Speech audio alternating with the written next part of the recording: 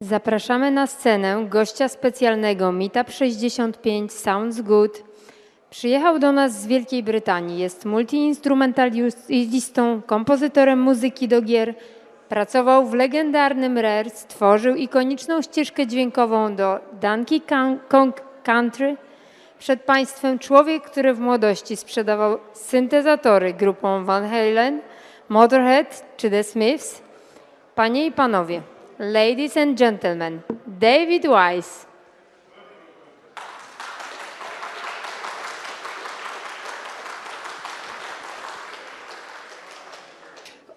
So I'll start with the simplest question possible.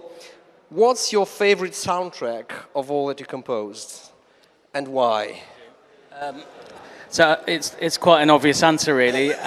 It would be Donkey Kong Country, or at least the series, because that is a game that I did that really changed the course of my life. So yes, it has to be Donkey Kong Country. And is it just because it had this, influence on you, or was it also pleasant when you were working on it? Yeah, I think with that I was writing 8-bit music before that, and suddenly I could use samples, not very big samples, but at least it sounded musical. So it was like freedom, which was always very welcome. Yes, because basically you've gone through, you could say the perhaps not the whole history of video game music, but most of it, right? And you've gone through lots of different generations of hardware for which you compose. Completely.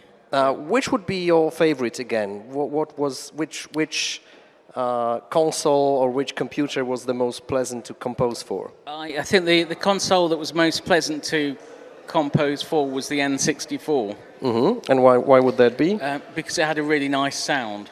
The actual output that came out of it was very nice. Also, I could use MIDI, because even on the Super NES, I was still typing numbers into a computer and assembling it in machine code.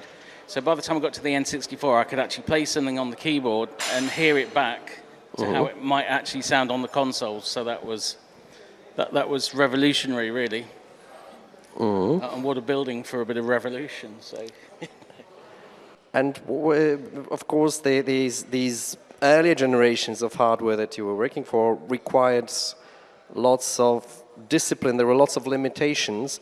To what extent were these limitations a burden, and to what extent were they something that would foster creativity? I think with all of these things, when you've got really tight, strict controls on what you can do, as a human being, you start thinking, well, how am I going to get around that? Because you don't really want to sound like everybody else. And the main driver was wanting to sound like it was musical. Now, on the NES, the Nintendo Entertainment System, it was really basic. There were 4 channels. There was a noise channel, so you could play one voice at a time of, it's very basic. There was a triangle wave, and I don't know why they had triangle wave, because higher register it sounds like a hooting owl, and at a lower register you can hardly hear it. And then there were 2 pulse waves, and they sounded very harsh. So the best you could hope for was to make it sound like a glorified doorbell, which is quite limiting. And it took a lot of work. There was a lot of innovation, I think, is the way to get around it. So we used lots of pitch shifting, lots of modulation to try and move those waveforms around as much as possible, and ultimately to try and get a performance which is more like a musical instrument rather than a doorbell. And I think there were some very ambitious examples. I'm still impressed by, of course, this is not you and this is not Rare, but Dragon Warrior, right? Or the first Dragon Quest. The Dragon Warrior theme, basically, it's an NES theme that sounds like an orchestra. Yeah. Absolutely. And also, years ago, there was, towards the end of it, there was a game called Gimmick, if you've heard of it. It was, and they had extra channels. On the NES, they had like sine waves and things like that. And I was really super jealous because it obviously sounded a lot more musical than the original NES. And how about the Super NES? Because this is your best known work, your greatest work, and this is also a kind of I think there are lots of really impressive pieces of music for the console, imitating instruments a step closer to sounding like real music, right? Getting away from the doorbell. How did you achieve all these effects, all this huge diversity in the Donkey Kong Country games? Well, I think for most composers, when we've been writing for 8-bit before that, suddenly we had sample data that we could use. So we were hoping that we had lots of memory. We didn't. We had 64K, which is tiny. But the fact that you were composing for an 8-bit system, which is very basic, very, very nasty, really, and then all of a sudden you might be able to write some music that sounds like a keyboard or a synthesizer. That was just freedom. That was like, being let out of a cage. So there was all this creative pent-up energy that we were able to put into writing on the Super NES. Now, at the same time, Korg did this synth called a Korg Wave Station, and it didn't have much memory in it. And I was still typing data in and assembling it. But because of that, because I wasn't using MIDI and the system that Nintendo had, it meant I had far more flexibility. So I basically emulated this Korg Wave Station, which has lots of little waveforms, and I could put them together in a different order and very rhythmically as well. And that was the big inspiration for me on the Super NES, and that meant I could get a lot more sound out of that 64K of data than I would have if I'd used the traditional method of just sampling something and putting it back. And I heard something in an interview. I don't remember the source of the interview, unfortunately, but in one interview you said something I thought was very interesting, because the guy interviewing you assumed that you had like a bigger vision of the kind of music you'd like to hear, and then you were trying to limit the vision to fit the capabilities of the console, and you said it wasn't like that. Yeah, it's not like that at all. Online, there's a lot of people, and they're saying, "Oh, this was the original. If it hadn't have been compromised, this is what it would sound like." But I work completely the other way around. I like to add to things, so I always write with the console and the limitations of the console, so you can get the very, you can extract the very best. The one thing I don't like is compromises. If I can't do something, I won't do it. So my approach to it was, this is what I can do, let's make the best of it, and that was completely the way I worked. There was never a bigger version. The version that you hear on those old consoles, that was the version, that was always the final version. And then you did a strange thing, because you had to revisit Donkey Kong Country, right, on later consoles. How was it, returning to this world and returning to this music, this time without these limitations? Yeah, I mean, it was like Christmas for a composer, It's like, here's a synth with no restrictions, off you go. And you can do the same again, but this time with no restrictions. So it was Michael Kelbau from Nintendo, and he Retro Studios, he phoned me up and said, do you want to come and... this is during, they were still working on Donkey Kong Returns. So he got in touch with me whilst that game was in development, knowing that the game was going to be the next one, which was Tropical Freeze. But yeah, it was development teams you find within games companies that are all very, in a nice way, a great bunch of people to work with. And so there's that kind of camaraderie, which is always very welcome. And even though it was over in Austin in Texas, it was still like coming home to work with a team that I've worked with some of those people before.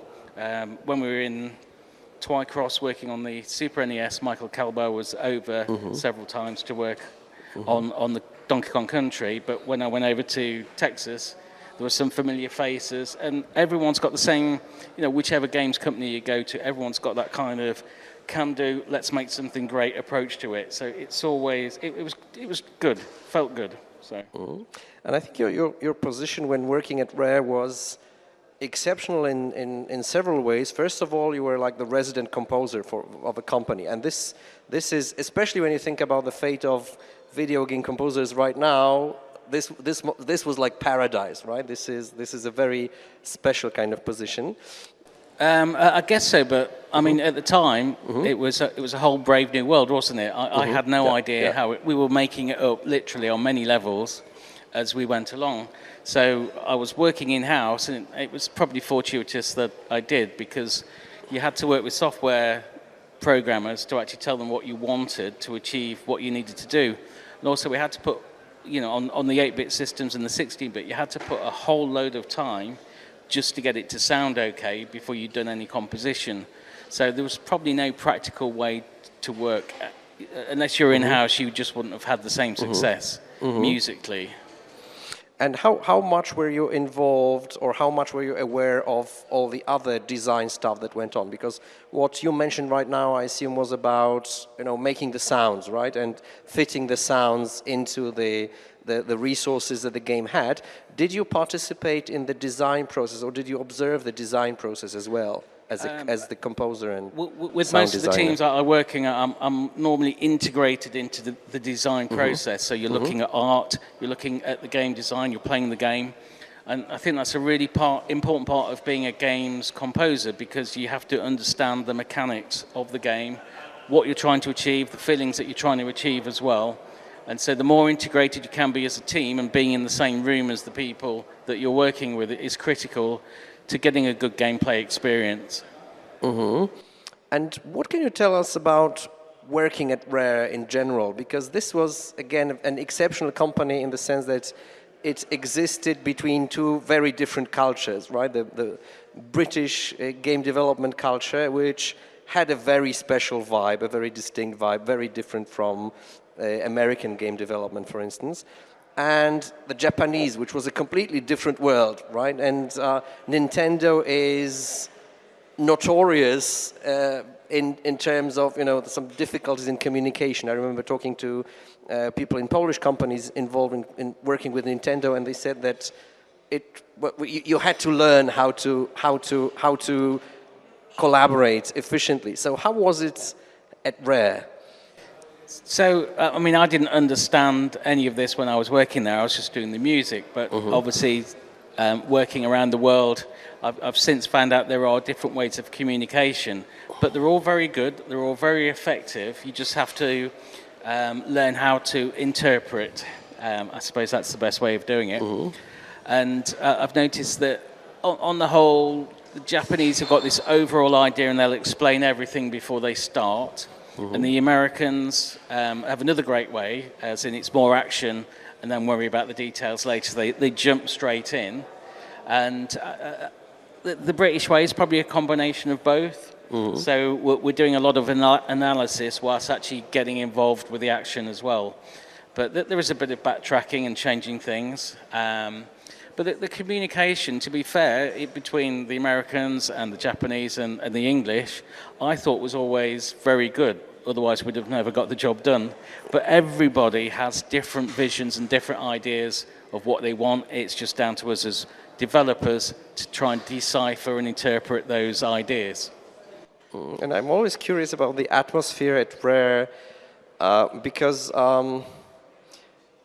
whenever you're a company that achieves so much as Rare did, there is this point when the company realizes it's brilliant, it's number one, right? There is, and I suppose with Rare it was on all levels. It was the gameplay, it was the music, it was the graphics. I mean, when you think about the N64, the Super NES also, right? When you look for examples of games that were the best showcase of the capabilities of the consoles, usually look to Rare, right? When you think about N64, you look at whatever, Perfect Dark, for instance, right? So how was this? I think there's two things at play there. First of all, Rare was a family business. It wasn't corporate. So it was the Stamper brothers, their family, to produce games. So what they wanted pretty much went, and that's kind of a blessing as well as a curse. So there was no corporate backbone there. There's no process of how we do things because we were still making it up. And the other side of that kind of equation is that we were always trying to outdo not only each other, but also the other companies that we were competing against. So by the time we got on to the N64 development, and the company's grown a bit, we were divided into separate barns, and we were still competing against each other, which is a great way of working, although it didn't feel like it at the time. And that competition is a really good thing to drive success. So whether it was music, whether it was graphics or gameplay, whatever part of the process was, we were always trying to outdo. There was always that competitive element to make the games better, mainly for ourselves, really, because that's what interested us. We're still very passionate about it even now, but we want our experience to be more memorable, better and more enjoyable than the competition. And do you still play the games, or have you played them? Have you finished them? I never finish games. No, I'll start them, and the trouble is, if I get really into a game, I will do nothing but play a game, especially if it's Zelda or something, and I'll be involved, and no work gets done for weeks. So it's not good for my bank balance, that one. And you don't feel like revisiting your older games now? No, I like to work on what's coming next. Okay, and speaking about what came next, because you're usually recognized as the Donkey Kong Country guy. You were introduced as the Donkey Kong Country guy here. We talked for a moment before the panel about this being both a blessing and a curse. Could you comment on that? How does it feel to be the Donkey Kong Country guy? I mean, obviously, you're kind of pigeonholed and labelled into one category, even though I like writing violent things as well, but nobody knows about that. But it's nice to have something that's a bit, I don't know, kick-ass and there's driving, but a lot of the music I'm associated with is platform. But at least I'm associated with something, because the other side of that is, if you ask somebody what do they do, and they say, I've got no idea, that's far worse, isn't it? So I think that kind of answered that one. So, yeah, it's good to be labelled as something, because at least you've got a name and a label that you can expand upon and perhaps explain, well, actually, I'd love to work on this type of game, give me a go. But that's better. That's a better starting position than nobody ever hearing of you at all.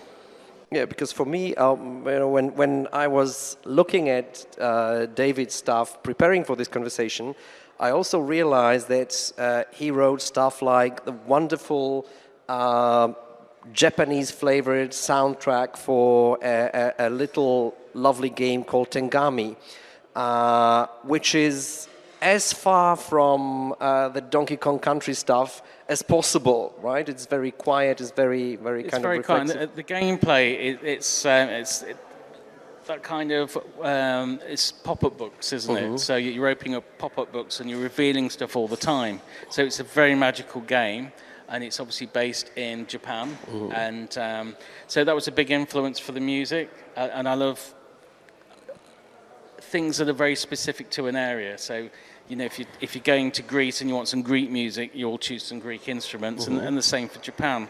And it's good then to take those original instruments and actually try and do something slightly different with them. But it's good to have I suppose, a psychological space to work within, and then to expand upon that. So it was nice. I enjoyed that one. Yeah, and I think this is the kind of diversity you can also see in the Donkey Kong Country games, where every level has a very different vibe.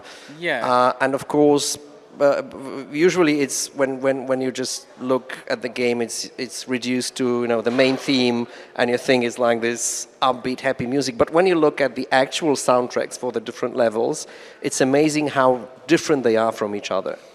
Yeah, I mean, if things can be different and very stylized, and I like stylized video games because Zelda's very stylized, and even in the Zelda series, they've stylized it differently for different games. So having something that's very specific is for me, much more rewarding than having things that are too generic. So the more you can go off and suppose we're talking with cliches almost, but you're taking very specific things and trying to out-cliche the cliche, really. And what are genres that you'd like to work in, or any?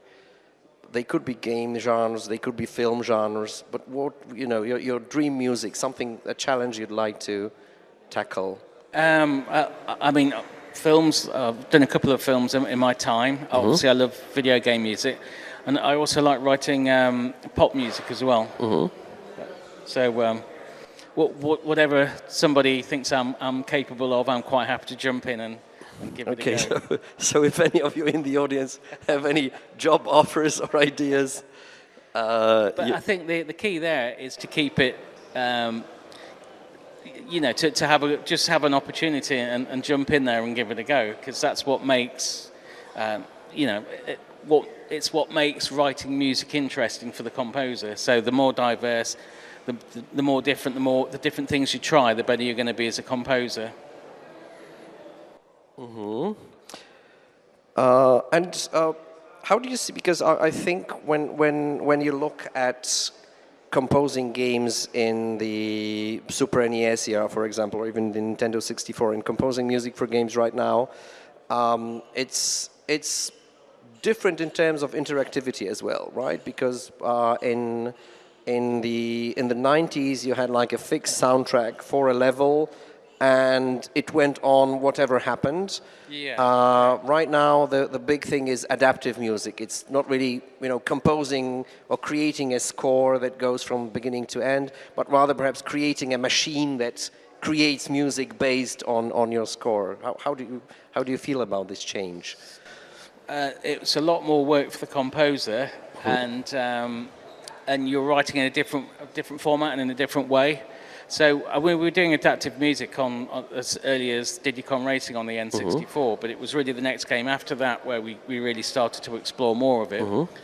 For the composer, it means you've got your main theme, and then we've got to adapt that theme for many different areas within the level. And we need to go from A to B, or maybe B to C, then back to A again. And when you really don't want the player to notice that the music has changed unless you're jumping straight into something. So for the composer, that means we've got to write a lot more stems, there's a lot more mixing, and there's a lot more work for however many iterations within the level that you need. So there's a lot more, it's more of a computer type job rather than a music job at that point. And there's one subject that we've been returning to here during the discussions, which is different ways of making video game music more mainstream, right? Having concerts with video game music presented alongside film music. And I think there's still a bit of a problem with that, right? Regarding video game music as I don't know how to put it, as prestigious as film music or even pop music, right? It's I guess very so, often considered a secondary form. Back in April, I was flown out to Tokyo, and they'd hired the International Forum, and there's a couple of comedians that really like my music, so they're putting on this show about video game music. They'd invited me across. We did a panel, which was quite funny because they were comedians. And then for the 40 minutes at the end, I did a short concert. And but there's 1,500 people there who are really into watching video game music, and it was very powerful because you notice that those people as kids were probably very involved with the music, and it was very touching. But there was a lot of emotion in that room on the night. I can remember having to hold myself together because people reacted to it in a very positive way. And how about Europe? I mean, have you ever been to an event like this in Europe? I think the first time I went to an event like this was in Stockholm in Sweden, and Arnie Roth was conducting. They were doing some Zelda music, they were doing some of my music as well. But yeah, that was the first. That's going back about 10 or 12 years now. But there are events in Europe that are really quite cool. So there is hope that video game composers will be recognized for their work. I think so. I mean, obviously, Nobuo Uematsu, he's done a lot of work. I don't know, Mario's, who's here as well, he does a lot of work with video game music. So there is a demand there for people to go out and celebrate the video game music of the video games that they used to play. And there's to be fair, there are some awesome scores that composers have done. So there's a lot of music there that's very nice to go and see, either done by an orchestra or by a band. And I like all of that stuff. It just gives it a different life and a different vibe. We've been talking for 25 minutes now, and I suppose some people in the audience would also like to ask their questions. So do we have any questions from the crowd?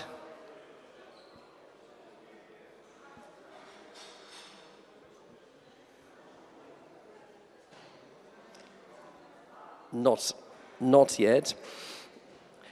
Okay, and out of your music that is not connected to Rare, of your recent stuff, which would be the thing you'd recommend for people to listen to? So I've got a few games coming out this year. Obviously, COVID got in the way. I mean, that's affected, you're seeing a lot of knock-on effects, especially in Europe with COVID and how that's affected games companies.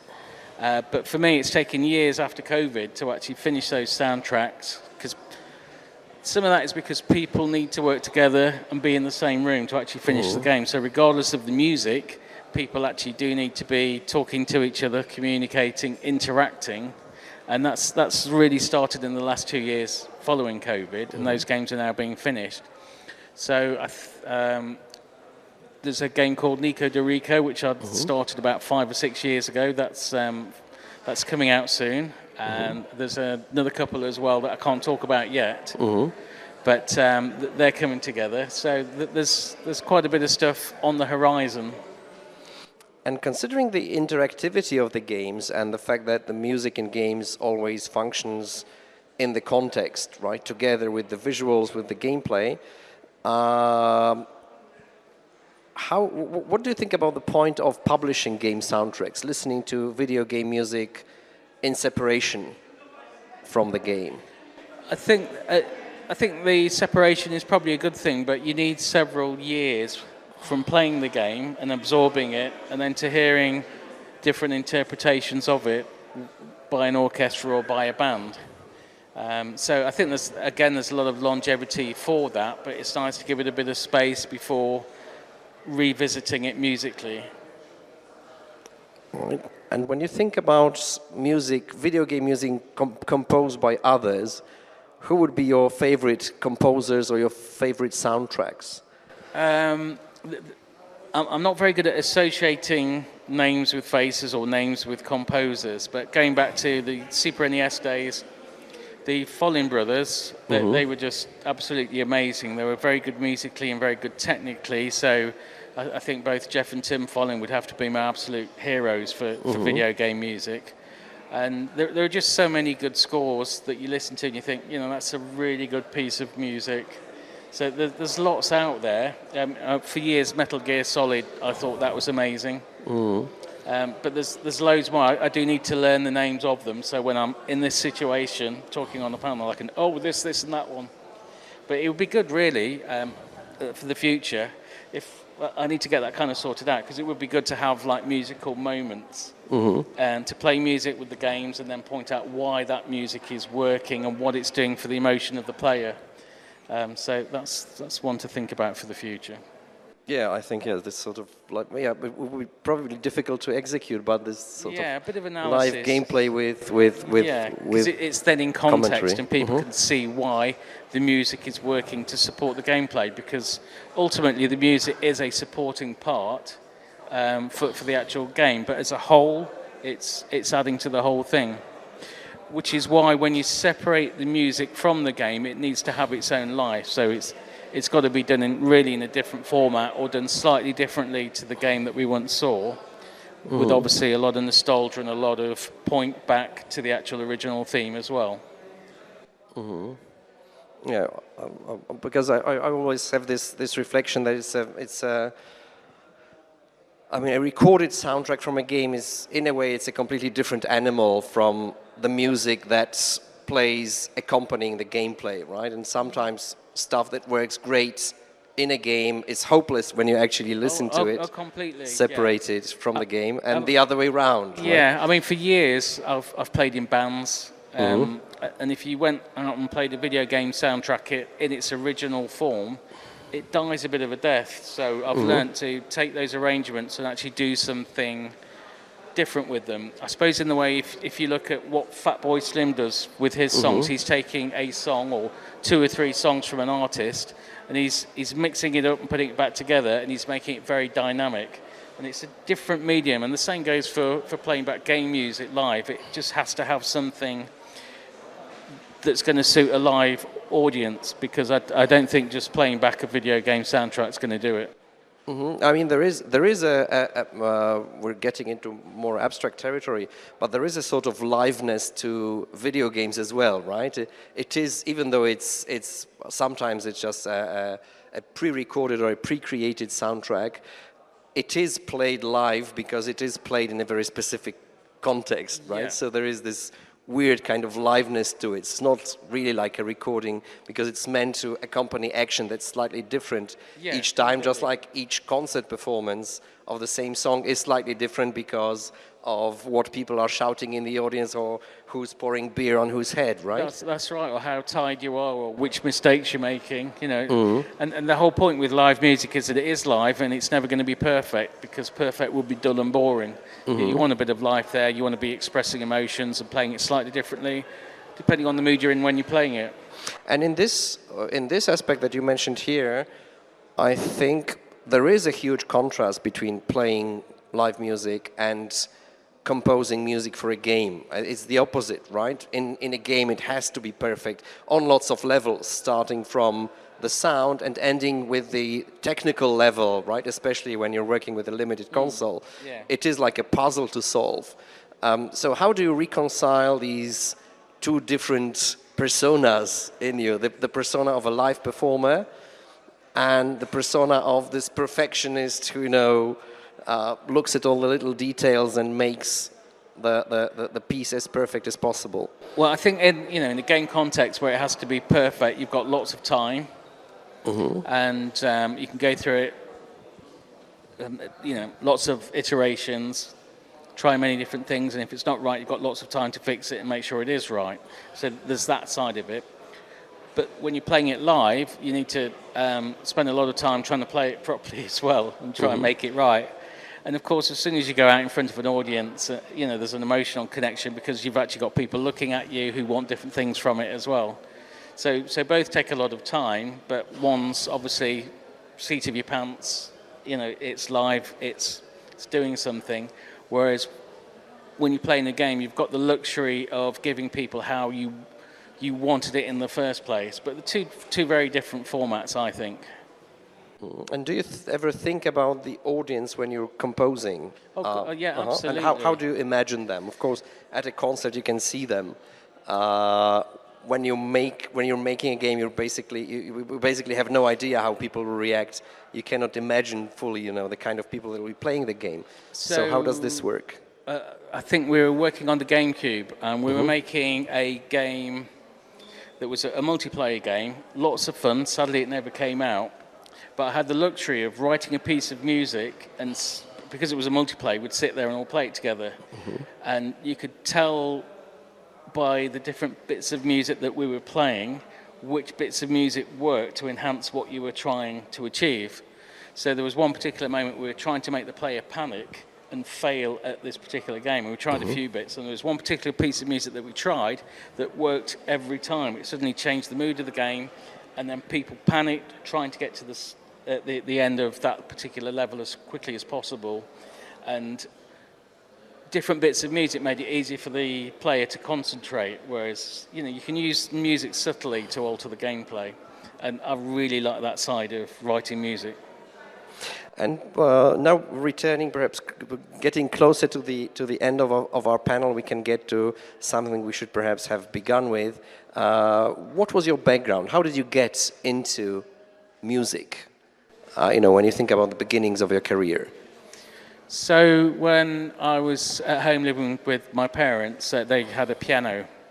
And it all goes back to my brother went for piano lessons. The household budget wasn't so big, so my parents couldn't afford for me to go for piano lessons. So my only option then was to try and teach myself. So I was using my ears to learn how to play the piano and to formulate chords and stuff. And so at the time it seemed like a really bad thing that I couldn't go for piano lessons, but actually what my parents had done was a big favour, because I'd learned to use my ears to work music out and then could play it back automatically. So that's how I really started. And then I'd play in bands, and I'd start writing music with the bands I was playing in. So I was still quite young, sort of 14 or 15 at this point. And there were those formative years. But After I left college, I actually dropped out of college after a year because I just found it really dull. It wasn't for me. I went to work in a music shop, the music shop we talked about earlier, and it was Tim and Chris. They'd come in for this demo, and I was playing lots of different instruments, all hooked up by MIDI. And I did a demonstration, ran out of music, played my own, they liked it, and that's how I got hired into the business. So that was really my career progression.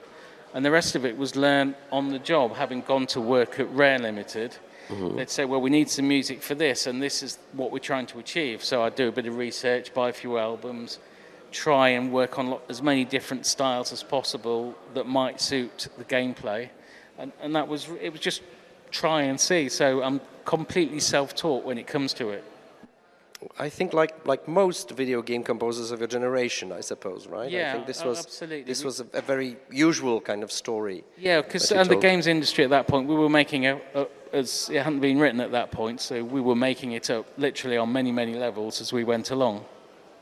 Which is I suppose, quite interesting. And I think, I mean, even now there are lots of autodidacts when you look at video game composers.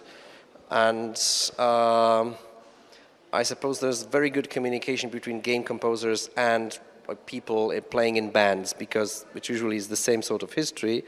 Perhaps less so with classical music composers, of course, and with film composers. Do you feel like part of the composer milieu? Do you interact with other composers? What would be their experiences on this connection between the different domains or different kinds of music? I mean, to be honest, most of the composers I interact with are video game composers, and there's quite a strong community, especially in London, in the UK. And we all meet up at EGX every year, and we'll go for a few beers and talk about stuff. And there's a certain group that meet up every couple of months, so there's a lot of that kind of interaction. But for classical music and for film stuff, it's quite isolated, really. And I think each of these communities is like an island of its own, right? Yes. With little connection with the others. Okay, do we have any questions from the audience now? Yes?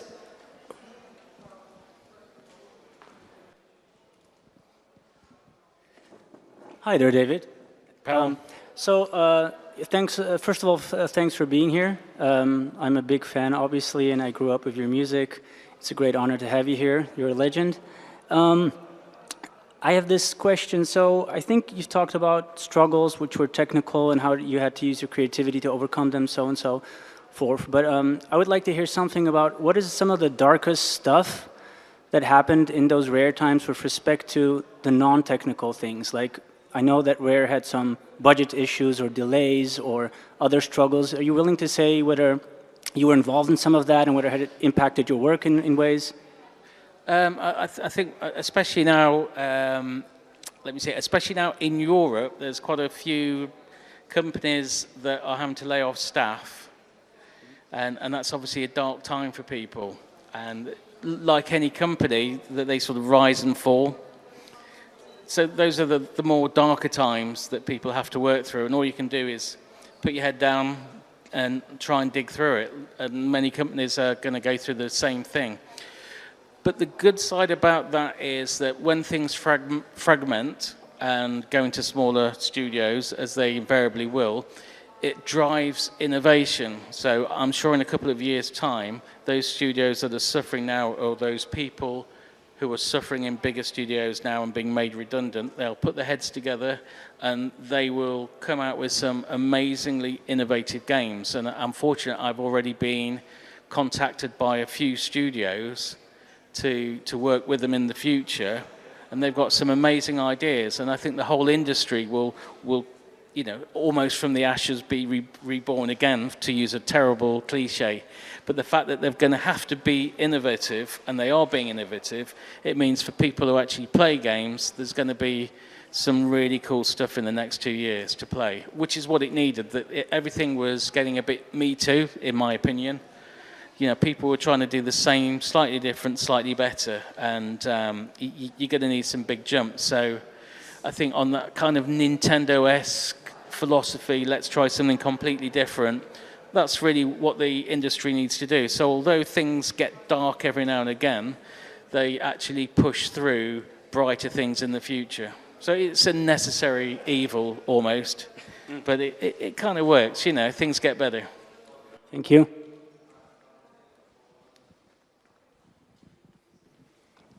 So thank you for being here with us. Hi, one more time. Could you please tell us something more about Wizards and Warriors, your first work? So Wizards and Warriors, yeah, Tim, who was the, I guess, CEO or the main creative force at Rare at the time, he come in with this knights thing. And so there was this knight dressed up and he's going to go battle and fight people. And he wanted something medieval sounding. Now, when I first started composing, I was quite young, and something I'd composed when I was 15, which was very sort of heavily Bach influenced, happened to be the theme that I chose to use for Wizards and Warriors. So that's where that one came from. Okay, thank you. Okay, so maybe me. And what do you think about the chiptune scene? This is a very nostalgic for gamers nowadays. So what do you think about guys that playing, for example, Game Boy on real live concerts? What do you think about this? So I don't quite understand the question. So what do I think about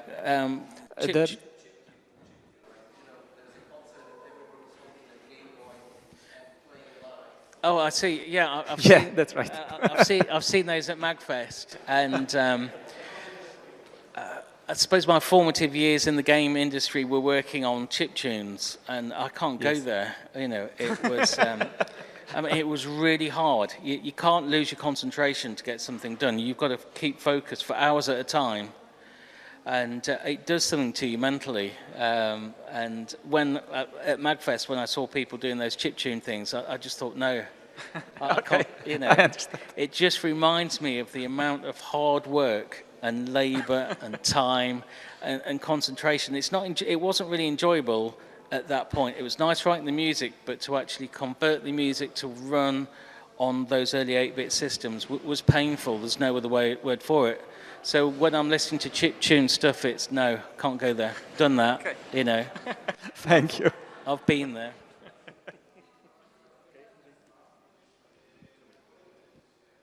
Yes, so beautiful nostalgia for some and terrible traumatic memories for others. Yeah.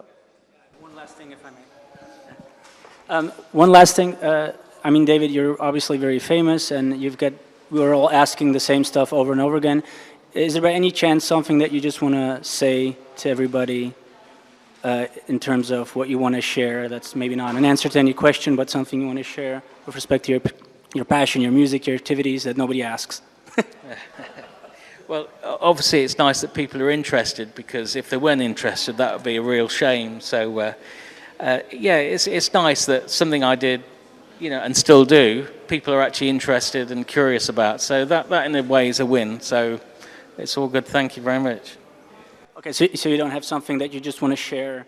No, I've kind of shared it already. There's no big overall picture. I just enjoy doing what I do. I think, you know, writing for the medium of video games is kind of a cool thing, and I'm just very grateful to have the opportunity to do it and still continue to do it. So yeah, that's kind of where we are with it. Thank you.